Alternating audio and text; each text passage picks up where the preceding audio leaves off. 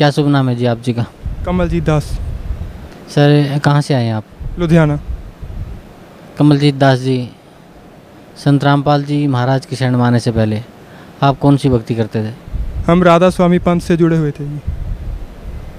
राधा स्वामी पंथ से कहाँ से नाम उपदेश लिया हुआ था आपने? राधा स्वामी डेरा ब्यास से ही। किस संत से आपने वहाँ नाम उपदेश लिया हुआ था? मैंने नाम नहीं लिया हुआ था, हमारे जो पूर्वज थे उन्होंने नाम लिया हुआ था। मेरे मम्मी ने, मेरे पापा ने, मेरे दादाजी ने।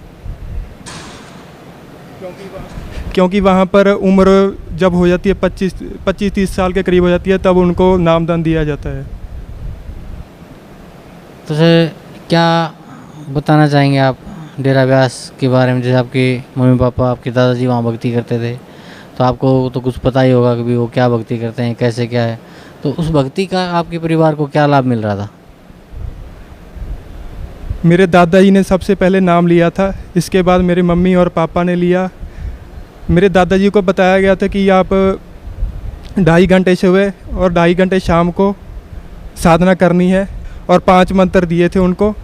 और यही फिर मेरे मम्मी और पापा ने नाम लिया।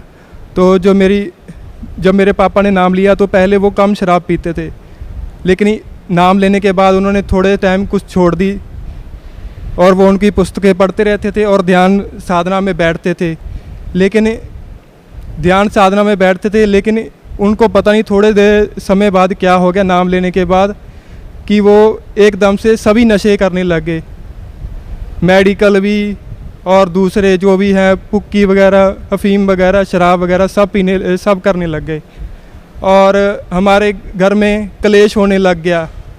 मेरी मम्मी बहुत भक्ति करती थी, सुबह बैठ जाती थी 4 बजे, लेकिन हमारे घर में दुख ही दुख और बहुत बुरी हालत हो गई थी।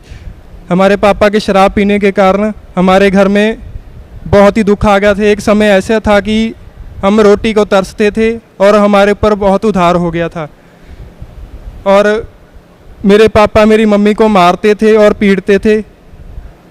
और हम उससे पूछते थे कि पापा आप शराब क्यों नहीं छोड़ते, क्योंकि मैं बहुत छोटा होता था, मेरी बहनें बड़ी थीं, और वो उनके सिर पे हाथ रख के कसम खाते थे कि मैं इसको छोड़ दूंगा, लेकिन वो फिर भी नहीं छोड़ पा रहे थे। उनको भी नहीं समझ में आ रहा था कि क्या हो रहा है।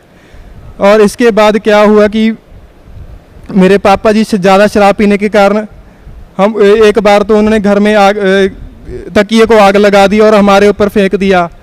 और इसके बाद उन्होंने बहुत ही गाली गलौज करने लगे, और मेरे दादाजी ने जो थे उन्होंने उस मकान को मेरे चाचा जी को दे दिया। और इसके बाद हमारे चाचा जी हमें दुखी करने लग गए कि आप इस घर से निकलो। और मेरे दादाजी ने फिर हमको मकान लेके दिया। मेरे दादाजी के साथ मेरे पापा की लड़ाई हो गई थी, जिस कारण से मेरे पापा ने बोला कि अगर आपने वहाँ पर जाना है, दादाजी के पास जाना है, तो मैं इस घर में नहीं रहूँगा। तो वो घर छोड़ के चले गए, और इसके बाद कभी वापस नहीं आए। और फिर हमारे दादाजी ने हमको घर खरीद के दिया, और मेरे दादाजी मंदिरों और गुरुद्वारों में काम करते थे, राजमिस्त्री का। तो उनके श्री गुरु ग्रंथ साहब पूरा कंठस्थ याद था, और वो बोलते थे कि पूरे गुरु बगैर मोक्ष नहीं हो सकता। तो उनको ये भी ज्ञान था कि भक्ति करके ही यहाँ से प्राणी मुक्त हो सकता है, नहीं तो 84 लाख की जूनियों में जाता रहता है। इसलिए उन्होंने भक्ति और बढ़ा दी, और भक्ति वो इतनी ज़्यादा करते थे कि दिन रात एक कर दिया उन्होंने। और उस भक्ति के कारण उन्होंने जो भी उनकी साधना होती थी, तो वो एक बार बोलते हैं कि स्वर्ग में चले गए। तो उन्होंने स्वर्ग में जाके वो वहाँ पर जो अप्सरा थी वो नाच रही थी, वो बोलते थे कि आप यहाँ पर मेरे सामने मत आओ, मैंने तो परमात्मा को पाना है, आप मेरे सामने क्यों आ रहे हो। लेकिन उन्होंने और ज़्यादा भक्ति बढ़ा दी कि भक्ति बढ़ा के शायद और कुछ ज़्यादा लाभ मिले, मैं भगवान को पालूँ। और वो ये भी कहते थे कि जो किया हुआ कर्म है वही मिलेगा, किसी के पाप कर्म नहीं कर सकते। क्योंकि राधा स्वामी डेरा ब्यास के संत यही कहते हैं कि पाप नहीं कर सकते, आगे के लिए अच्छा कर लो, आगे के लिए अच्छा कर लो, वो आगे जाके अच्छा मिल जाएगा। लोग जो पिछले पाप हैं वो नहीं कर सकते। और उनको ये भी ज्ञान था कि अगर उनको एक बार हर्निया होगी और मिर्गी के दौरे बहुत ज़्यादा पड़ने लगे उस भक्ति साधना से। पहले जब वो भक्ति साधना कम करते तो उनका वेट 90 किलो के करीब था, लेकिन वो बहुत सूख के कांटा से होने लग गए। और पहले तो बहुत हष्ट-पुष्ट शरीर था, लेकिन भक्ति के कारण उनका शरीर बहुत ही डाउन होने लग गया। और उन्होंने जब वो भक्ति करते थे तो फिर और कुछ नहीं दिखाई देता था, उनको भूत और प्रेतें दिखाई देने लगी। जब हम उनके सामने थाली में रोटी लेके जाते कि इनको भूख लगी होगी, तो वो बोलते कि ले जाओ इस खाने को, इसमें एक रोटी दी है मुझको, ये तो कीड़ियाँ नज़र आ रही हैं। और फिर वो बोलते थे मुझको बिच्छू काट रहे हैं, मुझको सर्प काट रहे हैं। मैं सोचता था कि अगर भक्ति साधना करने से इतना दुख मिलता है तो मैं इस भक्ति को कभी नहीं करूँगा। और लेकिन मैं मम्मी को मना नहीं करता था। मम्मी बोलती थी मैंने सेवा करने ब्यास डेरा में जाना है, मैं बोलता मम्मी आप जाओ, आप कुछ करके आओ, आपको क्योंकि हमको यही सिखाया गया था कि मेरे दादाजी ने बोला था कि ये पूर्ण गुरु हैं और यही पूर्ण गुरु जो होता है वही परमात्मा होता है। तो यही सोच के मैंने इनको पूर्ण परमात्मा मान लिया कि यही परमात्मा है। मैं परमात्मा से अरदास लगाता था कि परमात्मा मेरा ये काम कर दो, लेकिन मेरा कोई काम नहीं हो पा रहा था। और मेरी मम्मी भी बीमार रहती थी, मेरी मम्मी के खारिश रहती थी, सारे शरीर में खारिश ही खारिश पड़ी रहती थी, लेकिन वो ठीक नहीं हो रही थी। तो जिस कारण से मैंने सोचा कि मैं इस भक्ति को कभी भी नहीं करूँगा। लेकिन फिर भी बताया जाता था कि अगर भक्ति नहीं करोगे तो 84 लाख जूनियाँ भुगतोगे और नरक मिलेगा और भक्ति करने से ही सुख मिलेगा। तो मैं सोचता था कि गुरु नानक देव जी की वाणी है, नानक दुखिया सब संसार और सो सुखिया जो नाम आधार। भक्ति भी कर रहे हैं लेकिन कोई सुख नहीं हो पा रहा, बहुत बुरी हालत हो रही है। तो ये किस चीज़ की भक्ति है? हम इस भक्ति क्योंकि वो बोलते थे कि परमात्मा जो है वो निराकार है और उसको देखा नहीं जा सकता। तो मैं बोलता था कि मैं चाहता था, मेरे मन में आता था कि परमात्मा अगर निराकार है, ज्योत है, क्योंकि ध्यान साधना में बोलते हैं कि ज्योत ही दिखाई देती है, ज्योत है और उस ज्योत में जाके समा जाना है। जैसे समुंदर में एक बूंद लीन हो जाती है, ऐसे जाके उसमें समा जाना है। तो मैं सोचता था कि अगर उसमें जाके समा जाना है तो हमारा अस्तित्व भी खत्म हो गया, तो हम रहेंगे कहाँ, जाएंगे कहाँ। तो मैंने सोचा छोड़ो, इस चीज़ को छोड़ो। तो मैंने सोचा कि ऐश करो, कुछ नहीं रखा, कोई भक्ति नहीं है, कोई कुछ नहीं है, मैं नास्तिक होने जा रहा था। तो इसी बीच मुझको पूर्ण संत रामपाल जी महाराज परमेश्वर स्वरूप की एक मेरी बहन किताब दी, उसने नाम लिया था पंचकूला में। उन्होंने मुझको किताब दी, बोला कि ये पढ़ के देख। तो मैंने बोला कि मैं क्या पढ़ूं, क्योंकि मेरे जो दादाजी हैं उनकी तो बहुत बुरी हालत होगी। जब उन्होंने अपना शरीर छोड़ा तो उनको मिर्गी के दौरे बहुत ज़्यादा पड़ने लग गए। उनके मुंह में से खून निकलता था और वो यही कहते थे कि मैंने भगवान को पाना है। मैं बोलता था कि आपको भगवान मिल नहीं रहा, तो वो और ही कुछ बोलने लगे। अंत दिनों में वो बिल्कुल ही पागल की तरह हालत हो गई उनकी। और मैं काम पे गया हुआ था, जब मुझे पता चला कि मेरे दादाजी की डेथ हो गई, मृत्यु हो गई उनकी, तो मुझे पता चला। मैं घर में गया, मैंने पूछा कि माँ दादाजी की मृत्यु कैसे हुई है, क्या बोला उन्होंने मरते समय? तो बोला कि उन्होंने मरते समय बोला कि वो मेरा नाम पुकार रहे थे और मेरी बहन और मेरी बुआ का नाम पुकार रहे थे। तो मैंने सोचा कि वो तो इतनी भक्ति करते थे और मरने के टाइम वो मेरा नाम पुकार रहे हैं, तो ये क्या भक्ति हुई? तो जब उनको अंतिम संस्कार करने के लिए लेके गए, अंतिम संस्कार कर दिया, तो मेरी एक छोटी सी भांजी है, 5-6 साल की थी वो तब वो हमारे साथ ही चल दी। और साथ ही चल दी तो बच्चे को हमें पता नहीं चला, क्योंकि बच्चे को साथ में ले जाया नहीं जाता। तो जो बच्ची थी वो हमारे साथ में चली गई। तो वो बोलने लगी कि वो देखो दादाजी दिखाई दे रहे हैं, क्योंकि हम बापूजी कहते थे। वो बोलते कि वो देखो बापूजी दिखाई दे रहे हैं, बापूजी दिखाई दे रहे हैं। हम बोले कहाँ दिखाई दे रहे हैं? वो तो भक्ति करके अपना गए, जहाँ पर उन्होंने जाना था वो तो सचखंड में गए। बोलती ना, मुझको तो बापूजी दिखाई दे रहे। वो 2-3 दिन लगातार बीमार रही, उसको कोई दवाई काम नहीं की। वो लगातार यही बोलती रही कि मुझको दादाजी दिखाई देते हैं, दादाजी दिखाई देते हैं। तो थोड़े दिनों बाद क्या होने लग गया कि जो मेरे दादाजी थे वो हमारे आस पड़ोस वाले आके, एक लड़का आता था हमारे घर में, उन्होंने बोला कि ये जो, क्योंकि जिस पे जहाँ पे वो सोते थे, जिस बिस्तर जिस तकिए पे उस पे मंजे पे सोते थे, वहाँ पर उसने बोला कि आपके जो दादाजी हैं हमें वहाँ पर दिखाई देते हैं। तो मैंने सोचा यहाँ पर दिखाई देते हैं वो, तो ऐसा तो हो नहीं सकता। तो मेरे समझ में नहीं आ रहा था कि ये क्या चक्कर है, ऐसा क्यों हो रहा है। तो इसी बीच मुझको पुस्तक मिली संत रामपाल जी महाराज परमेश्वर स्वरूप। तो मुझे प्रभाषा प्रभु की और गहरी नज़र गीता में पुस्तक मिली। तो पहले मैंने उसमें सृष्टि रचना पढ़ी। तो पहले मैंने सोचा कि ये तो मनगढ़ंत कहानी बनाई हुई है, ये तो ऐसे ही बनाई हुई है। लेकिन मैंने जब उसको गहरी तरीके से पढ़ा तो पाया कि यहाँ सचमुच कबीर परमेश्वर हैं। ये हमको क्यों नहीं पता चला। तो मैं बहुत रोया और उसमें पता चला कि काल के साथ हम सतलोक से आए हुए हैं और ब्रह्मा विष्णु महेश के लोक में रह रहे हैं, हम पृथ्वी लोक में रह रहे हैं और स्वर्ग में चले जाते हैं और नरक भुगतते हैं। जैसा करते हैं वैसा पाते हैं, क्योंकि वो संत पहले ही बोल रहे हैं कि हमने जैसा करना है वैसा ही पाना है, जैसा करेंगे वैसा ही भुगतेंगे। तो परमात्मा की वाणी में ये आया, मैंने पढ़ा कि मासा घटे न तिल बड़े, विदना लिखे जो लेख, और साचा सतगुर मेट कर ऊपर मार दे मेख। और मेरी एक जन्म पत्री थी, उसमें ज्योतिष ने लिखा हुआ था कि जो आपका मकान है वो जब आप 26-27 साल के हो जाओगे तब बनेगा।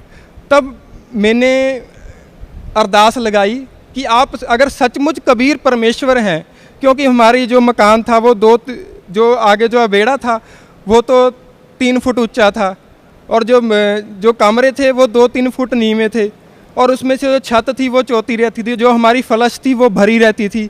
तो मैंने कहा कि हे परमात्मा, अगर आप कबीर परमेश्वर सच में हो तो आप तो परमेश्वर तो सब कुछ कर सकता है, तो मेरा मकान बना दो, तो मैं आपको मानूं कि आप कबीर परमेश्वर हो, तो मैं आप नाम लूँगा।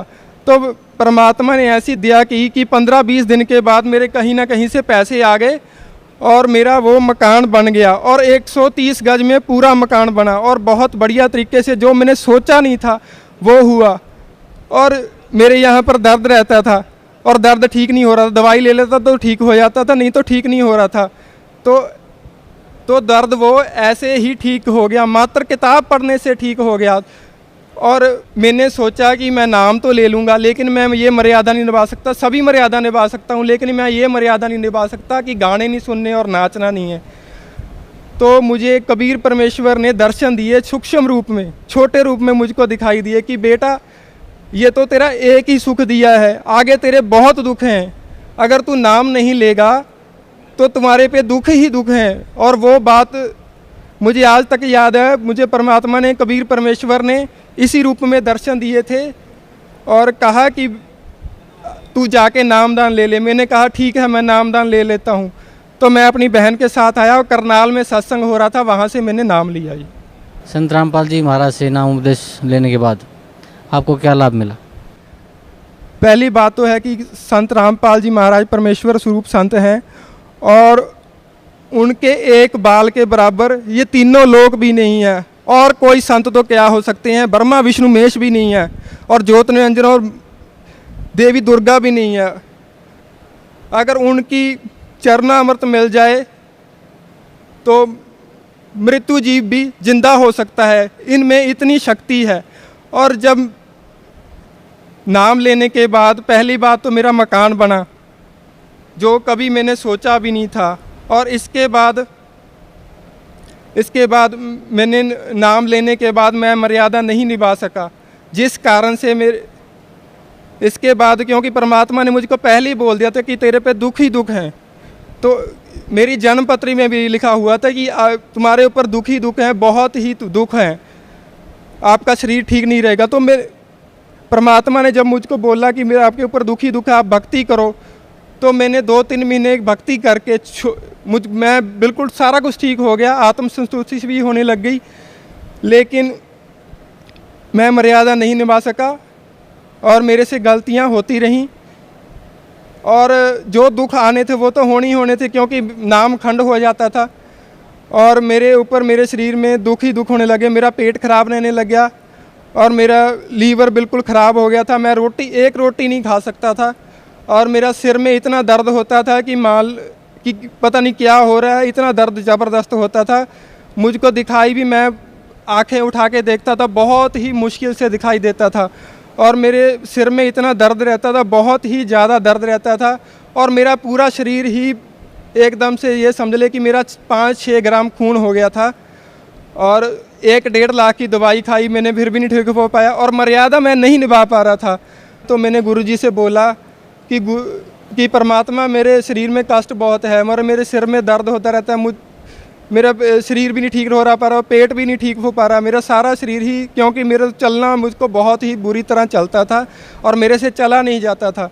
तो गुरुजी ने बोला, गुरुजी ने सिर पे आशीर्वाद दिया, सिर पे हाथ रखा अपना और मुझको अमृत जल दे दिया कि बेटा ये पी लेना और ठीक हो जाओगे। और उसके बाद मेरे कभी सिर में भी नहीं दर्द हुआ और मेरा जो खून था 5-6 ग्राम वो बढ़ के 12.5 ग्राम हो गया और मेरा जो लीवर था, परमात्मा की दया से, जो मैं एक रोटी नहीं खा पाता था, वहाँ पर मैं 5-6 रोटियाँ रोज़ खाता हूँ, हर समय टाइम खाता हूँ और सारा शरीर भी स्वस्थ है।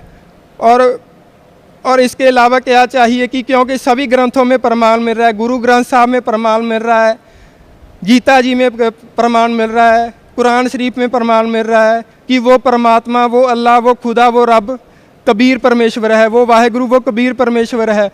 और उसका, क्योंकि गुरु ग्रंथ साहब में भी लिखा हुआ है कि पूरे गुरु से गत मत पाइए।